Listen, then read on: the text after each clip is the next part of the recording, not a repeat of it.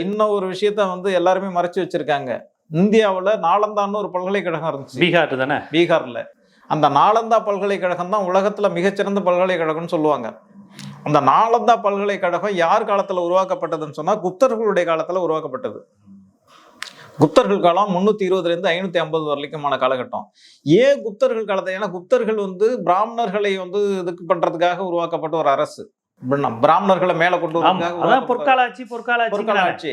அந்த காலத்துல ஏன் புத்தர்களுக்கான ஒரு பல்கலைக்கழகத்தை அவங்க உருவாக்குறாங்க? நாலந்தாங்கிறது புத்த மதத்துக்கான பல்கலைக்கழகம். அதை ஏன் உருவாக்குனாங்கன்னா புத்த மதத்தை இந்து ஆரியமயமாக்குறதுக்காக உருவாக்கப்பட்டதான் நாலந்தா பல்கலைக்கழகம். அதனால இன்னைக்கு வரையும் அந்த பல்கலைக்கழகத்தை புகழ்ந்து வரலாற்றுல பேசிட்டே இருக்காங்க. அதேதான். இப்ப இந்துக்கள் வந்து புத்த மதத்தை தூக்கி பிடிக்கிறாங்கன்னு சொன்னா ஒரு காரணம் இருக்கணும்ல. இந்துக்களை விட்டுருங்க. இந்துக்கள்ங்கிற எல்லாரும் வருவாங்க. பிற்படுத்தப்பட்ட ஆரியர்கள், ஆரிய இனத்தை வந்து மேல கொண்டு வரதுக்காக உருவாக்கப்பட்ட ஒரு அரசு தான் வந்து குப்த அரசு. குப்த அரசு வந்து புத்த மதத்துக்கான ஒரு பல்கலைக்கழகத்தை உருவாக்குனதுன்னா அது எப்படி இருக்கும் அதனுடைய நோக்கம்? அங்கிருந்து தான் வந்து உலகம் முழுவதும் இந்த இது போகுது.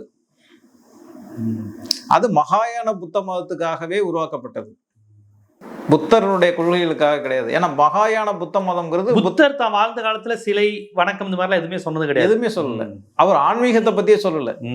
கடவுள் மறுமை இதை பத்தி எதுவும் பேசுனது. அவரு சாக்கிய தத்துவத்தை தான் ஏத்துக்கிட்டாரு. சாங்கியம்னு சொல்றாங்களே, சாக்கியம் கிடையாது, சாங்கியம். சாக்கியம்ங்கிறது அவர் பிறந்த குலம். சாங்கியம்ங்கிறது ஒரு தத்துவம். அது பொருள் முதல்வாதம், ஒரு கம்யூனிச தத்துவம் மாதிரி. ஆமா, அதுலதான் ஒரு பயிற்சி பெற்று வர்றாரு.